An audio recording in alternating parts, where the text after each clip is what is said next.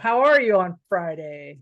I am doing It's not awesome. Friday, it's Thursday. I'm sorry. Thursday, exactly. How are you doing? I'm doing well. I was just thinking, I was talking to my brother, and for some reason I was thinking it was Friday. I'm thinking, it's not Friday, Sarah.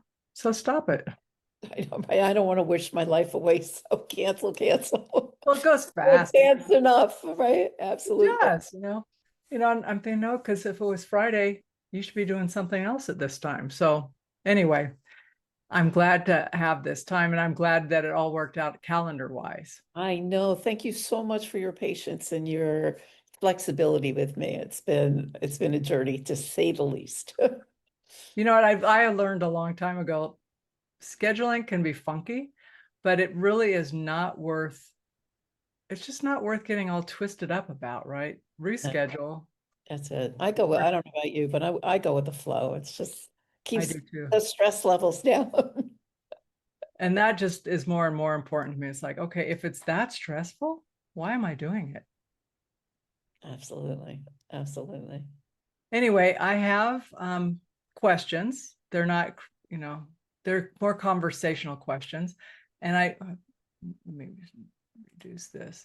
And I wanted to know, is there anything like this week that you're just going, oh, I got to talk about this? Because, other than what you might normally want to talk about. Well, I don't know. It's been a while since, I have applied to have a conversation with you.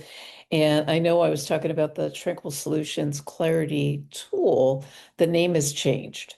We Okay, let went me look back and see if I to, used. what's that? I'm sorry. I'm looking to see if I've used the word. So what is the word?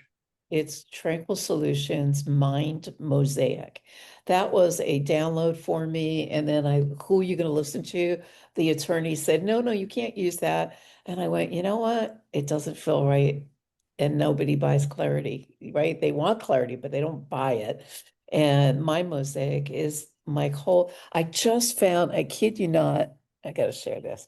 I do creative problem solving for a living as well. And I was presenting, and I want to say this is back from 2008, and I just found it, and it's putting the puzzle pieces together. The Mind Mosaic, no Well, coincidence. yeah. And I'm like, nope, that's the name. I'm sticking with it. So, Okay, so I'm reading the intro I put together for you, okay. and I'm trying to see if I used any specific titles. Talk about you supporting leaders, transforming internal narrative, confidence, communication. You have expertise in HeartMath, RIM, BioWell, spiritual healing practices. Appeared on what is the NASQUC Billboard? NASDAQ Oh, Billboard. not NASDAQ. That's what that is a typo on my end. No You know what worries. the NASDAQ is.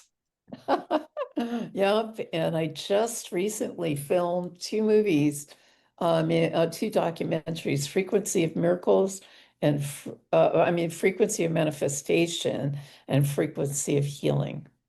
Okay, let's talk about, let me put that so I have a prompt for myself. So I was going to start with some of your personal journey and the shift, Yeah, but absolutely. and then maybe we can talk about the documentaries. Does that feel, because I wanted to talk about meaning, like leading from the inside out, like sometimes That's people what I, yeah, that's really my whole thing in the realm of healing. is leading from the inside out. Yeah, and Okay. as a result of that, I happen to be in a movie. Okay, So so I'm going to just make a note for myself in that list of questions to ask about documentary, and it'll either come up naturally or it won't. Okay, cool. All right, well, how about we get this party started? What do you say? let's play. Okay, do you have water and stuff? Yeah, right here. I Thank feel you. like I always have to ask because sometimes I forget for myself. Yeah, thank you. All right, so I'm going to do a pause and then just read the intro and we'll get going. Hey there, welcome to the No Labels, No Limits podcast. I'm Sarah Box, your host. And today our guest is Karen Rudolf. I'm really excited to talk with Karen because she's had a journey that really speaks to my heart, and what is of interest to me, and her thinking and her life experience are very interesting. So she is an intuitive life strategist, speaker, and 8-time best-selling author. After a nursing career and personal experience with burnout, though, Karen turned to neuroscience, quantum physics, and holistic healing practices. She also, I'm going to start over because my computer did something weird I thought cut us off. No, you're fine. Hey there, everybody. Welcome back to another episode of the No Labels, No Limits podcast. I'm Sarah Box, your host. Today, our guest is Karen Rudolf. I've been looking forward to talking with Karen because she has a very interesting background and life path herself. She is an intuitive life strategist, speaker, and 8-time best-selling author. After her nursing career and a personal experience with burnout, though, Karen turned to neuroscience, quantum physics, and holistic healing practices. So now she supports leaders in transforming their internal narrative, boosting confidence, and mastering communication.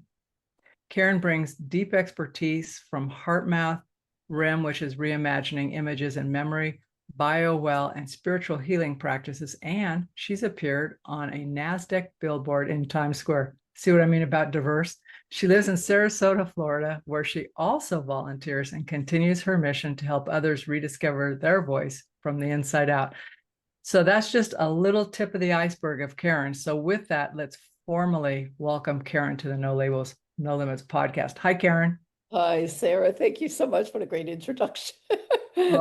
I really have been looking forward to speaking with you and learning more about your journey and just how things have evolved and how you've grown and how you're using that to help others. So let's start kind of with the beginning a little bit. You go from nursing to neuroscience to spiritual coaching.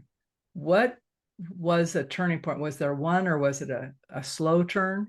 Oh, and everything in life just builds upon itself, whether you wanted to or not. But if you go back in time, I had an experience when I was probably around 5 or 6. I was in first grade, and the teacher started laughing at me. And when she started laughing, the whole class started laughing at me. And at the moment, I just froze. And that little girl wanted to go underneath the table and hide. And I'm like, why is everybody, oh my God, what's wrong with me?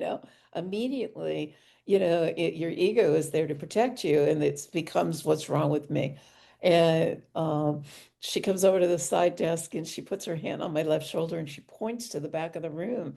So I had to turn my little body to look. And on there, on the blackboard, I'm aging myself, on the blackboard, it says, April Fool's Day or happy, whatever it was. And I'm sitting there looking at it like dumbfounded. I had no relatedness to April Fool's Day because my parents never joked about it. So I made it mean in the moment that I must be stupid because I'm not in tune with their joke. So fast forward, I go into nursing, and a doctor in the hospital gives me a script to discharge a patient. And I look at the script and I looked at the doctor and I'm like, you're masking the symptoms, because I was always that curious mind and always wanting to know. And I'm looking at it and I'm like, why? And he says to me basically, and not so many nice words, like, shut up. And, you can be easily replaced if you don't do your job. And he turned and walked out. And I'm looking like, what, And being an empath, I ended up taking home a lot of my patients' woes. I was feeling their pain. I was feeling the suffering. And I didn't know how to process it, let alone support them in it, because I didn't know what I didn't know. And I got very burnt out. And I just had experiences one after the other in nursing that I went, there's got to be a better way. And I ended up moving down to Florida with my former husband and building a family life here. And I remember coming down and going for my nursing license in Florida. And they said to me, "You're shy a quarter of a credit or something like that." And when I went to go sign up in Tampa to go back to school, they said, "Well, by the way, it's going to take 4 years." And I went, For a "4 quarter of years a credit? credit," right? Because I had to meet the school's criteria. Oh, And she was a nurse, and her name was Karen. And she said to me, honestly, Karen, if I had to do it over again, I would do something different.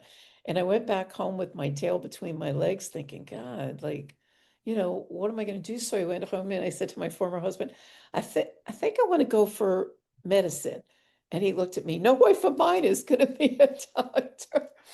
You're here to take care of the kids. And I went, yes, sir. How high, sir? And I was just like, I lost myself in motherhood. I lost myself in not knowing what even like the best way to maintain a relationship because I never learned communication skills. In school they taught you verbs and nouns and how to put it together, but they never taught you to communicate. So when divorce hit, I was like sideswiped. Yeah, I didn't expect it. And I remember going, I was the victim. I was the people pleaser, I'm a former people pleaser, a reformed people pleaser, I should say. And I remember very much victimizing myself and speaking to my paralegal. And he did this, and life is over. And he says to me, Karen, you could like bitch all you want, but the reality is cha-ching, cha-ching. And he said the courts are going to take away your children if you don't be careful, because he was going for that.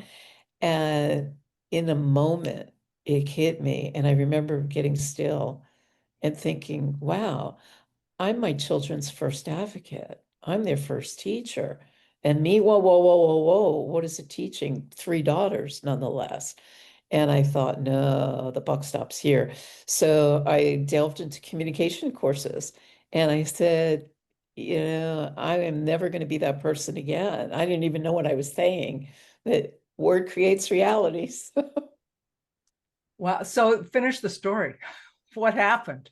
So I ended up getting divorced. My girls were with me, thank goodness, because I was in essence hiding behind them because at that point I had no idea who I was.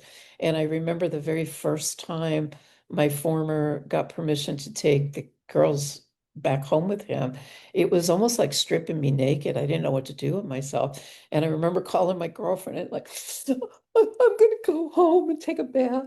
And I'm gonna have a glass of wine and maybe I'll kill myself. And it was just sort of like, and she said, no, you're not. You're going to come over here and I was so grateful for that because I mean, not that I thought I would truly have killed myself, but just the thought that I had it was scary enough. Yeah, that would be scary. And also to feel, I mean, when you're talking about, even though you're laughing, there's a sense of bereftness that it's like, okay, I'm not a nurse.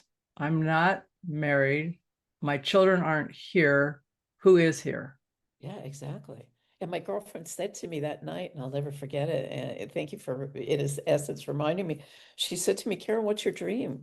What's next for you? And I stopped and I paused and I looked at her and I'm like, what's a dream? I couldn't even relate to that. I went home and I looked it up in the dictionary. A dream is da da da. And I cried my eyes out because I had no relatedness to that as well. And I said, okay, I'm going to figure it out.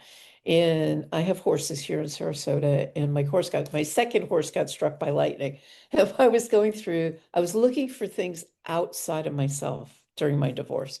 And, I was so busy pointing fingers before I realized three were coming back at me going, where can I be responsible for my own, doings? It takes two to have a relationship.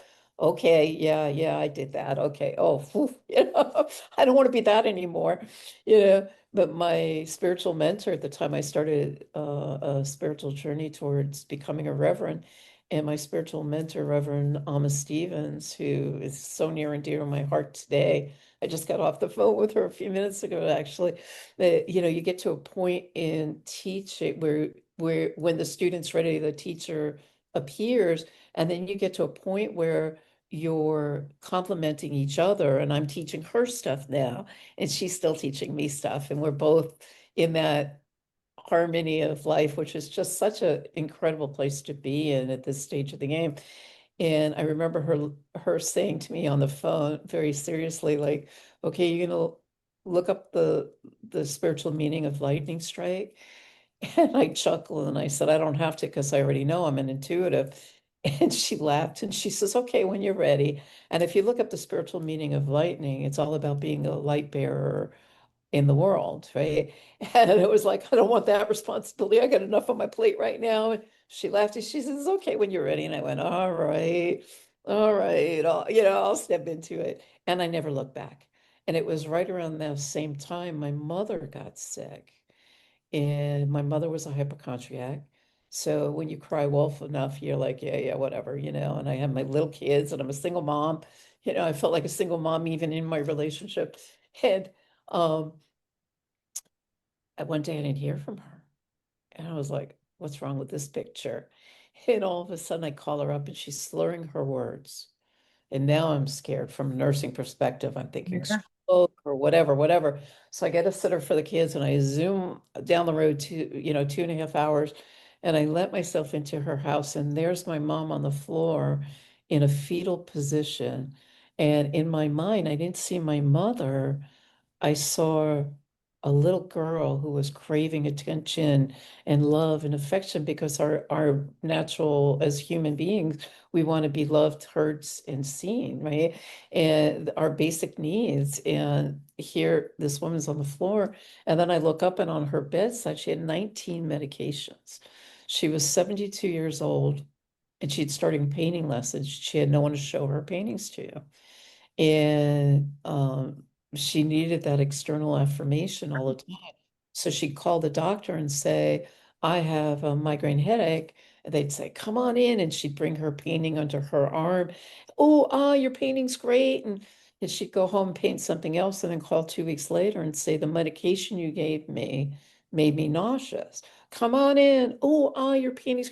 Well, went on 3 doctors later, 19 medications. And I saw her and I went, not on my watch. And I declared when my horse got struck by lightning, when the vet told me to put him down, you have 3 small kids, he's never going to make it.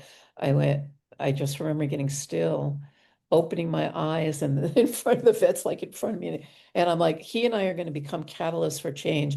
And he's not only going to survive, he's going to thrive. He and I are going to thrive. He looked at me, I looked at him, and I'm like, I don't know where that came from, but, and then my mom, and I'm like, I'm a catalyst for change, not on my shift. So those were the aha like moments that just shifted my life forever. Because you spoke out loud what was true for you. In the beginning was the word declaring it, when you declare it. So one of the chapters in my book is words is medicine, right? Abracadabra. In the beginning was the word. What are we saying? What you think about, you bring about. So when life isn't working for us, often we're looking externally outside of ourselves rather than internally, what can I do with this rather than what's wrong with me? Or what can I build? I always ask, what can I build with this experience? There's always a silver lining, always a lesson to be learned. So what can I build with this? Knowledge is just knowledge until we apply it. And if we don't apply it, it doesn't mean anything other than an experience, but you're gonna come around again and you're gonna have another one until it knocks you upside the head. Isn't that the truth? You think, okay, how many times do I need to get that little message that says, hey, hey, hey, that before you start saying, okay, I hear it, I know what I need to do with it.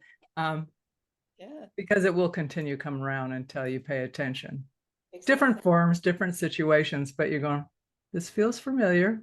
Yeah, exactly. And then the same token, your body is always talking. Most people don't realize that your body is 78 to 80% water.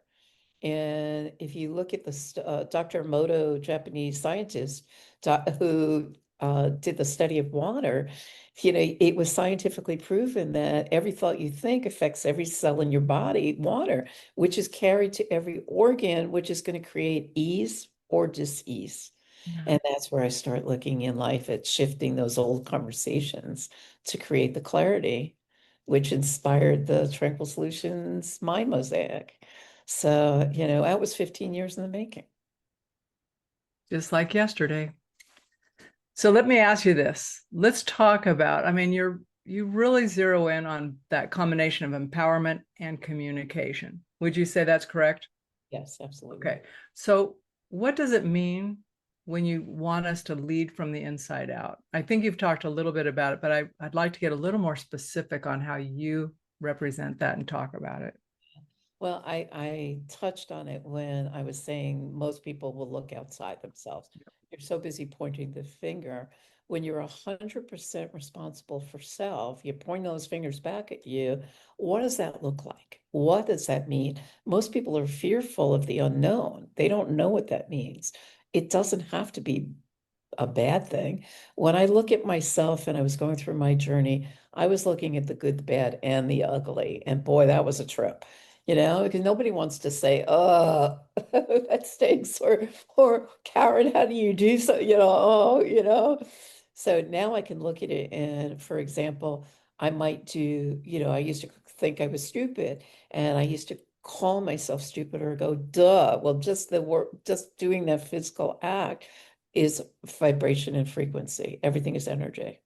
So when you look at it from terms of energy, right, just a simple action like that is telling my brain I'm stupid, whether I speak it or act it, right? Physical.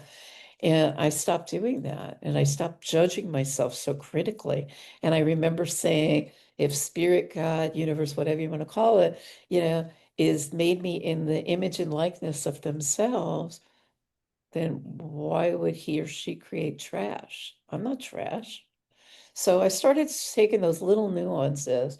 And I remembered it, I want to say it was in 1533, Shakespeare wrote the play Hamlet. And in Hamlet, he says, to thine own self be true. Well, that's also a biblical context. And when you know yourself, you'll know others. And when I know myself, I know what I want. I stop listening to others. I was sharing with you a little bit beforehand. I switched the name of the clarity to what we were calling and promoting as the clarity tool, the Tranquil Solutions, my company, Tranquil Solutions Clarity Tool. I shifted it because the download is from here. There's three aspects of integration. And your mind is the ego, which is the monkey chatter. And it's telling you from emotional, it's your emotional, oh God, don't do that. You might hurt yourself, right? And thank you for sharing. I get you're there, but I think I'm going to be okay, doing what I'm doing. And if not, I know you're there to protect me, right? When you go into the heart, your heart is like the GPS system, and it's the feeling of what you're doing. Does this feel right for me? Right. So I got the download of Mind Mosaic, and the attorney said to me, oh, it's never going to sell. You got to call it the clarity tool. That's going to sell. And I went, all right, and then I'm like, who am I going to listen to? To thine own self be true. If I'm not true to a download that came through me, when I'm up on stages and presenting, and I'll say to people all the time, take notes, because I can't tell you what I'm always saying. It's coming through me often. Right. So this one came through me and I went, no, Tranquil Solutions, Mind Mosaic. That's it. I've been working this for 15 years. It feels right. Right. And the gut is the intuitiveness that's telling you you're on track or not. Your body, sometimes I'll get goo. I was on a podcast this morning, and as I was interviewing somebody, I was like, I know I'm on the right track. That's the physical reality of how it presents itself. So when you know yourself, you know what things like this mean, you're on the right track. So it was the head, the heart, and the gut is where you're checking in with, right? All three. Okay. So then define for me what a conscious leader is, and then let's talk about how you help them find their voice and communicate more effectively. Yes. Okay. That's it. That's a lot. Wait, let's go back to so a conscious leader for me is somebody who leads not just with heart, but with the mind, body, spirit consciousness. because everybody is different. When we speak about, to keep it simple, a lot of people are familiar with like Myers-Briggs, and if I go deeper and speak from my own truth, I'm a nurturer. I'm a heart-based person. There's a lot of people that, and I'm a creative, so I'm very right brain, right? If I were to lead strictly right brain, those left brain thinkers would be like, who the heck are you to tell me what to do, right? They want the facts, they want the structures and everything else. So what I do when I get into more of a heart space, I'm able to now create whole brain thinking. And what I do for myself to train I took all of my experiences and I'm like, what can I deal with this? My daughter was in school and it was third grade, and she was doing her spelling words. And I started mind mapping because I'm a visual learner and she's a visual learner. So I'm like, what can I build with this? And then after she grew up, I'm like, I can use this with my clients. How cool is this? So mind mapping creates whole brain thinking, right? I'm a creative. I'm a creative problem solver. So that was one of the things one of the tools I used to bring into a leadership space. But really, leadership for me, as I was saying earlier, was really leading, knowing yourself and knowing others, and that we're different and respecting the differences and lifting the differences. So, what I'm really strong in, I'm going to support others in leaning from their strengths. I don't look at weaknesses at all. Yeah, I had a boss when I worked with him for maybe 3.5 years. One of my best bosses, partly because he was a great leader. But one of the things he said, Sarah, here's what I've learned. I hire to my weaknesses.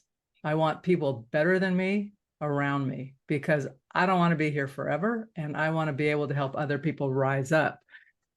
That concept I don't know that anybody ever expressed it to me before that. And he says, so that's why I want you to be successful, because I'm not always going to be here. I'm thinking, you're not. Where are you going? But he operated like that everybody brought something different. And he really didn't, even when he had to, like, quote unquote, discipline someone, he never demeaned them. Exactly. And he said, you don't have to. He says, they already know what's up. They know. And I go, how do they know if you haven't told them? He goes, we know when we're not showing up how we're supposed to. So I'm just going to confirm for them that what they know is true. And we're going to talk about how to do better. Right. But it was such an opening for me to hear him say, it's better for me if everybody around me is really strong and different than me. Exactly. So, but it wasn't a competitive thing. It was so great. No, not at all. When I remember very vividly going into Jacksonville Sheriff's Department, I was hired to do a 2-day gig there, presenting there, and one of their things was team building, team bonding, which they did, and around communication, because they weren't communicating, and I had to find the common thread there, and I looked at everybody's strengths. Again, not playing necessarily to the weaknesses, because there's going to be differences with everybody, and everybody brings something beautiful. We all have gifts, and we all have stories, and we all have experiences, and I look at them as blessings, so I said to them, just as an icebreaker, what do you do in your time off? I mean, these are people that sadly are, the ones that are first to the scenes, and Yeah. they actually asked me, do not ask them what, specifically what they do, because it's very traumatic for them. So these are like major stressed out people. And I said, what do you do for fun? And come to find out, majority of the people, the players, I'm going to call them, majority of the team, the players, played instruments as a stress reliever. And I went, because I had spent a few hours with the boss who hired me, like, what do you want? Right. And as a leader, I know it's not about him. That's what he wants. But what he really wants, we have to get down to, So he gave me I asked him to put it in a statement. And of course, it was like a 2-page thing. I was like, break it down to 1 page. he breaks it down to one page, Sarah. And I said, great job. I'll break it down to a paragraph. And he looked at me, he's like, what did I hire you for? I said, break it down to one word. And the word he came up with harmony. You have a bunch of musicians Harmony here. musicians. I know. That's one of the things, when you work with folks and you ask, what's your objective? What do you want? What would you like to see? And you Yeah, see that, you're thinking, I don't really think that's what you're after. So that getting down and more narrow, specific, what are you after? And then you do realize it's oftentimes different than that. That's the only word that could come up with it. I loved how you found that out about the musicians. yeah. But again, it was getting to know. I interviewed each because I like to look at everybody as individuals.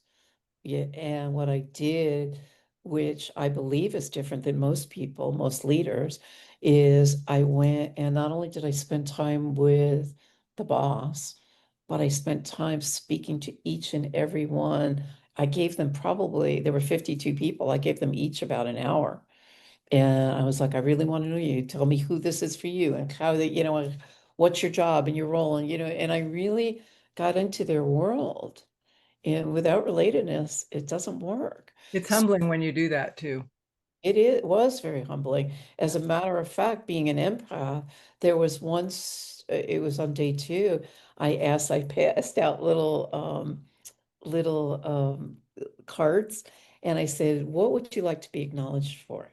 Most people aren't acknowledged, and you have these people that are on the streets seeing all sorts of crime scenes, blood and guts and everything else. And I'm like, what do you want to be acknowledged for? And it was just so humbling to read them. And as I'm reading them, I'm crying my eyes out. And the boss came up to me later and he goes, your presentation was great, but next time keep the tears to yourself. It's unprofessional. And I'm like, that's authenticity for me. Right. But he's left brain thinking. He couldn't handle that. And I thought, okay, thank you for sharing. I'll keep it in, I'll keep it in thought for next time. But I'm going to be me because that's what makes Karen tick. That's what makes me great at what I do, being myself. And Were that's there what surprises about the things for you when you were reading them? Obviously, they were evocative for you, but were Mm, you surprised by any of the things folks wanted to be acknowledged for? absolutely. I was very much, I think I even have them still around someplace because I was so touch moved and inspired by them. And a lot of them, because of their job, I mean, they don't have a lot of they didn't have a lot of downtime. So it's like, I want to be acknowledged for being a good father or a great mother, or, I want to be acknowledged that I'm a great team member. I mean, that one I sort of expected. But some of the other things I was reading was like, wow, humanity, the Yeah, human side of life. And we don't acknowledge each other enough. we don't. And that was a brilliant thing for you to do, um, because it's a question that if, and you've already spent time with folks, so I'm not sure you'd have gotten the same answers from people had you not invested the time in knowing them before the work with them as well. But we don't know. I mean, the things people want to be acknowledged for often are very different than Mhm. what you would assume based on their job or where they live, or I mean, we can make assumptions that take us way off track. Exactly. And out of the 52, as I recall, I can't say a lot of them were job related, Mm. at all. So it was just so, like I said, it spoke to my heart, and I really got their humanity in the space, and they're literally entrusting their lives on the job every day, putting themselves on the line, and they have families and their brothers and sisters and mothers and fathers and daughters and sons, and it's like, it's like, It was a gift they gave you for being open with you too. absolutely, absolutely. So are there like common or very frequent internal blocks you see with folks when you're working with that leading from the inside out? All the time. We going back to my example of being stupid, the story. Something happens when we're children, inevitably. We're going to all have something. You might not recognize it right away, but take for example, I'll just give you off the cuff. I like to use the example of little Johnny, and I'm again aging myself. So bear with me. When you go to the grocery store, they put strategically all the cereal boxes with the little toys in them. At least when I was growing up, they had toys in them. They're still there. Okay, I don't know. I haven't gone to that aisle for a long time. But anyway, little Johnny is going down the aisle with his mom, and all of a sudden she says, pick out a cereal, and he can't make up his mind, and he's looking at every single box, and and it's like, should I get this toy? Should I get this box?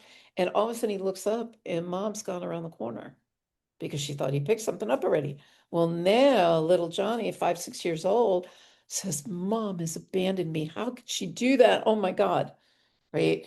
And now his mind, his ego, to protect him, is going to start looking for truth, that it's a true thing, that mom is going to now abandon me again. Right. So all of a sudden, fast forward, Johnny is between 6, 13 years old. Now he's like hit 13, and he's starting to notice girls. And he's like getting the courage to go up to this little girl and say, will you be my Valentine or whatever? And she's like, oh God, boys.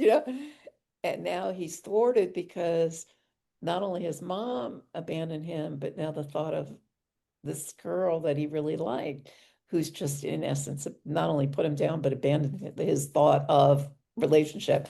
So now between the ages of 13 to 18, he starts giving it another try. And, it does it. He falls madly in love with this woman, this girl, and all of a sudden, something happens and they break up. And now it's not mom, it's this other girl. It's all women are going to abandon me.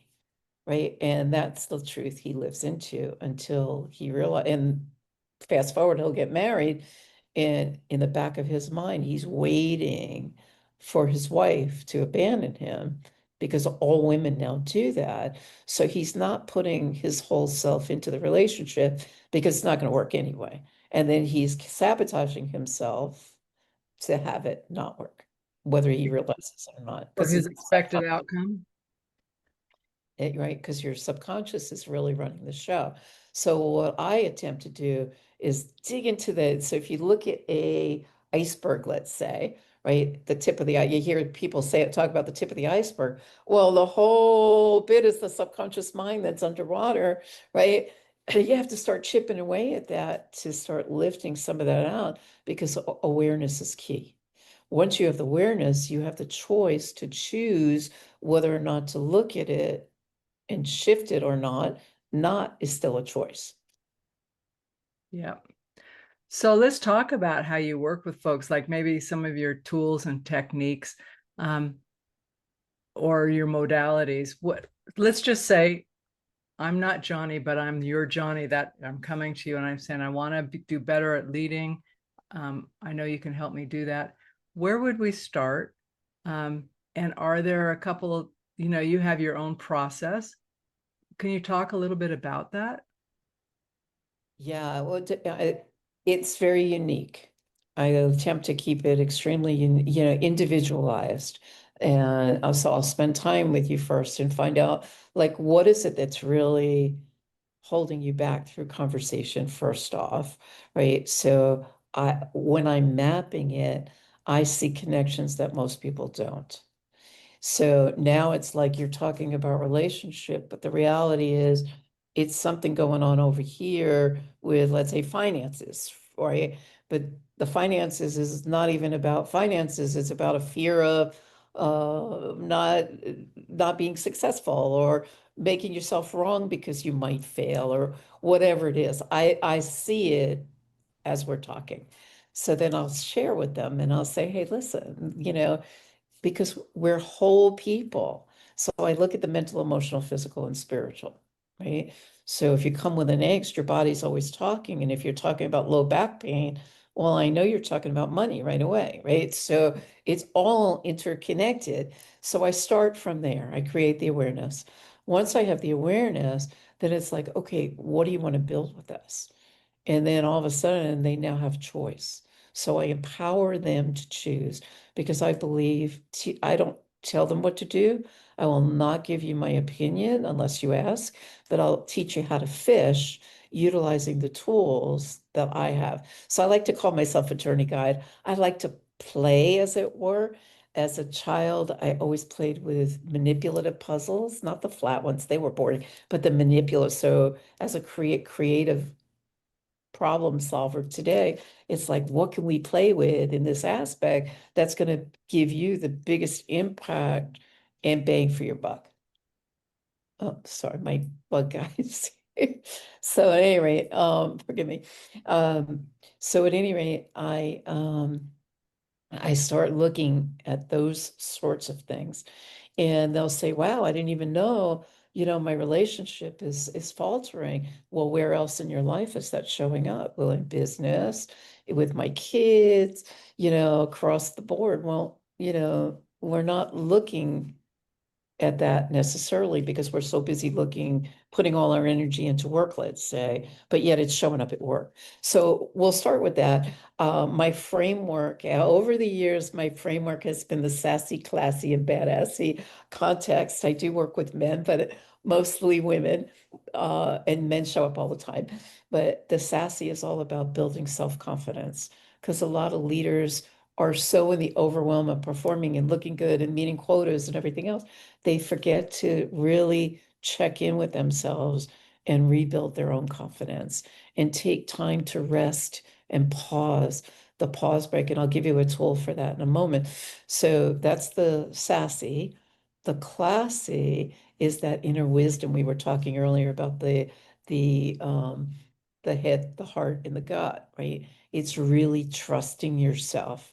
So when something is occurring, you're able to take that deep breath, pause, and say, let me check in with myself. No, this feels right. And I'm going to go with this. Or, let me listen to everybody's input.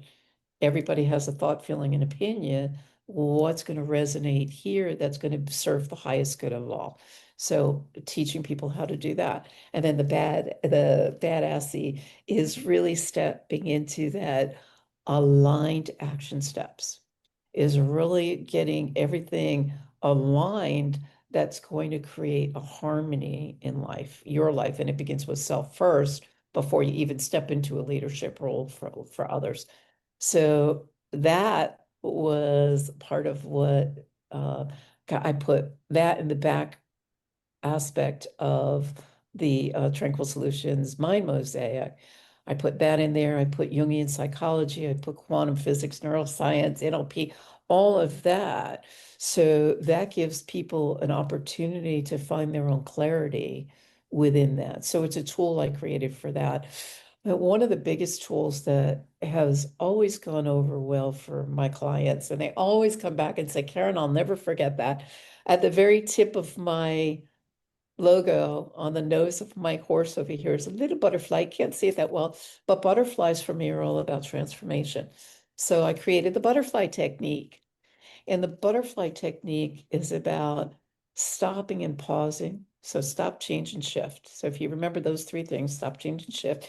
And if you look at the life cycle of a butterfly turns into, this caterpillar is munching along its leaf, and all of a sudden it stops and it chooses to let go of the life it knew before, right? It may not choose it readily because it's like, this has always been my way, but nature starts happening and it starts morphing inside that cocoon. It starts chemically reconstructing itself. So in order to do that, it has to stop. It changes into this new identity, this new being, and then shifting when it comes out of the cocoon. If you were to come along, or we as humans, if we were to come along and see this butterfly struggling to get out of the cocoon and open it up, that butterfly is going to die, right? Because it hasn't gone through what it needs to process and go through. You're here on a journey. You're going through your process, right? It's, as parents, I can say, I wanted to control every step of the way until I realized I have no control. It's their journey. They have to learn their lessons. If my mom told me what to do back then, I would have been like, and I look back now and I'm like, thank you, Mom, for that lesson, because I'm now able to let my kids fly and be the butterfly. I can be the wind beneath their wings to help lift them further up, but I'm not going to let them go. So stop, change, and shift, the butterfly technique. Whoa, that's a lot. Well, it is a lot.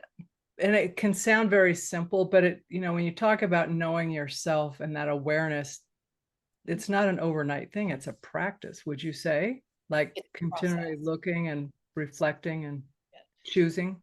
Reflection. And that's what the tool is all about.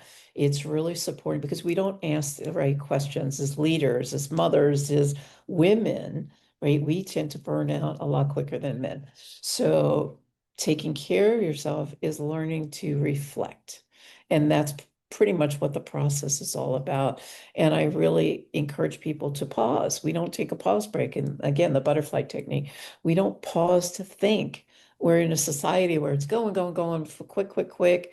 We want everything yesterday, and we're not resting well enough. So our health and well-being is now, on edge. And then we wonder why we're stressed out all the time and burning out and nothing seems to be working. And overwhelm or whatever is coming up for whomever at the time. But when we pause and we start reflecting and asking the right questions. I'm a big advocate of journaling. I journal myself twice a day. One of my agreements when working with me is I ask my clients to go out and invest in themselves by getting a journal, not a dollar store notebook, but I'm talking a journal, invest in it, get your favorite color pen, and because you're more likely to write. So on a neurological level, when you're writing and you're visually seeing it, you're now using two of your senses. When you start speaking and declaring out loud, you're using the third sense. So it all starts coming to your brain to reboot your brain, so to speak. So your brain is looking at it differently to create what you want and bring into your world law of attraction, right? What you want. So what you think about, you bring about. So if you keep telling yourself you're stupid, more stupid things are going to show up. The more you practice that too, the Yes, easier it is to catch yourself. exactly. But it takes practice. It is take practice. So all your musician guys, they practice, right? The sheriffs, they practice. We don't get any skill without some sort of investment and awareness, investment into the skill. Self-awareness for me, it has become easier to catch myself in things, not to punish myself, but to go, interesting, what's going on here? Exactly. And then to choose Exactly. who I want to be in that moment. Is it someone that's 30 years behind me, in development, or is it who I want to be now, who I'm Exactly. choosing to be now? Right. Because now is all we have, because a lot of people get so anxious. Well, anxiety is fear of a future that's yet to happen. Depression is living in a past that's already been. All we have is here and now, this moment, and this moment's already passed because it's like that quick. Just like that. Just like that. So again, so what are we practicing? The more we practice any skill, we create a new habit. A new habit becomes a new um, program, so to speak, and it just flows. So I don't know about you, but I want to be in flow. Does stupid show up for me? Absolutely. But I get to choose to laugh and go, oh, there you are again. Thanks for sharing. But I'm choosing not to. I do stupid things now and then, but I can laugh at them, and I can say, well, maybe it wasn't so stupid. Maybe it was just a funny thing. And I'm calling myself out of habit stupid. Right? You leave her that yawn. Yeah, I had a friend who would call herself, I'm so dumb. And I'm thinking, you're not dumb, you forgot something. I mean, but it was so obvious because I don't think I'm dumb, but I have other things I would criticize myself for. But I heard that and I thought I mean, if she was saying that to me, you're so dumb, it would crush me. And I'm thinking, so what's it do to yourself when you call yourself that? It's crushing. Exactly. So I challenge your listeners to look in the mirror and tell yourself, looking in your eye, that you are dumb or you are stupid or you're not enough, because you're going to really sense it. You're going to feel it somewhere in your body, and your body never lies, and it's going to tell you the truth.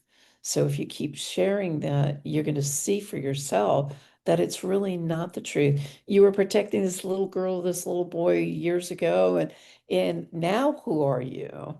I remember taking my RIM training. I have a master's in RIM, which is regenerating images in memory.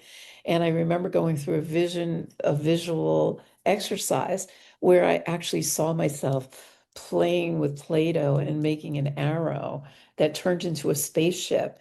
And it was encouraging. And Wonder Woman, I keep on my phone now as a reminder to myself who I've chosen to become. And I remember Wonder Woman saying, "Come on, let's go for this one." And I paused on the arrow and I looked down at my inner child and I grabbed her by the arm and said, "I'm sorry that I haven't asked you to come along for this ride sooner." And I painted it. It's sitting in my bathroom right now as a reminder to myself to bring my inner child along with me. So as a result of that, I get to be playful again. I get to be less significant. I get to look through wonder and curiosity, and life is like showing up for me. So you never know what's going to come of it until you step into the unknown. The fear is just something that it's fear of the unknown, but you never know. On the other side is like magic. Yeah, and fear is it can be paralyzing. It can Which be. isn't to say that there aren't things that we are afraid of, but also to accept them as constant and always there and actually real Exactly. is limiting. But you offer folks a chance to connect with you for a discovery session, right? I do. I Can you do. describe that a bit and how folks can do that? Yeah, absolutely. And I actually have a gift for them as well, because if they go to my website, www.tranquilsolutions, Lutions.com, they'll go there. And when you scroll down, the first thing you're gonna see is the Mind Mosaic, the Tranquil Solutions Mind Mosaic. If you want to check out that experience, that is basically to tap into your inner knowing and really create that clarity in a safe space. I don't see your answers. Nobody sees your answers. So you can be as vulnerable. You can go as deep as you want.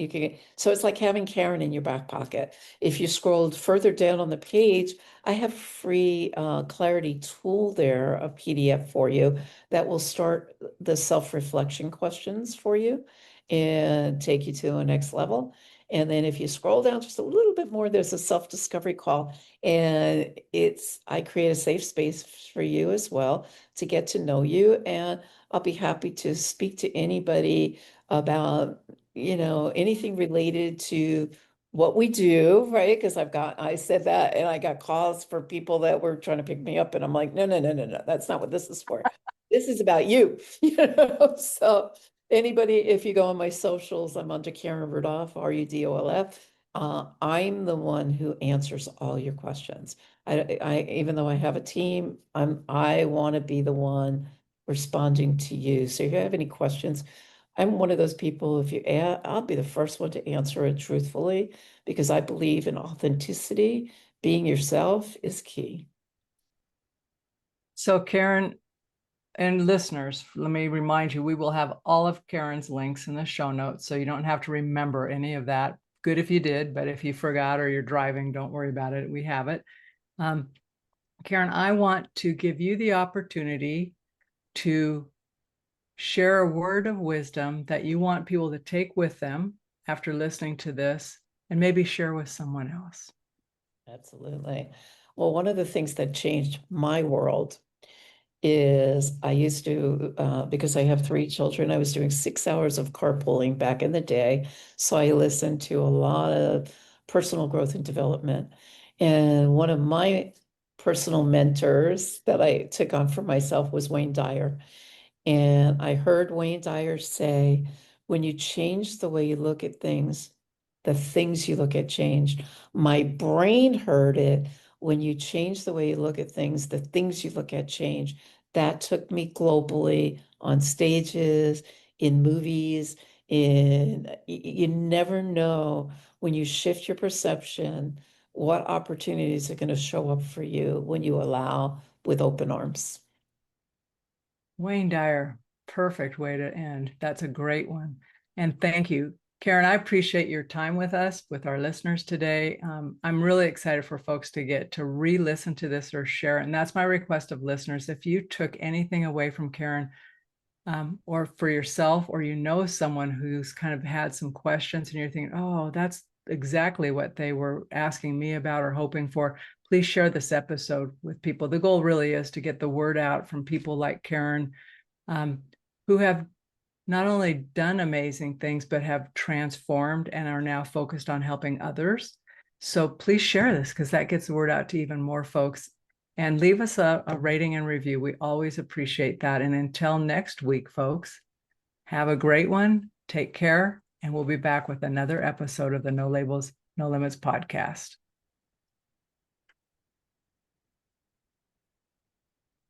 Okay.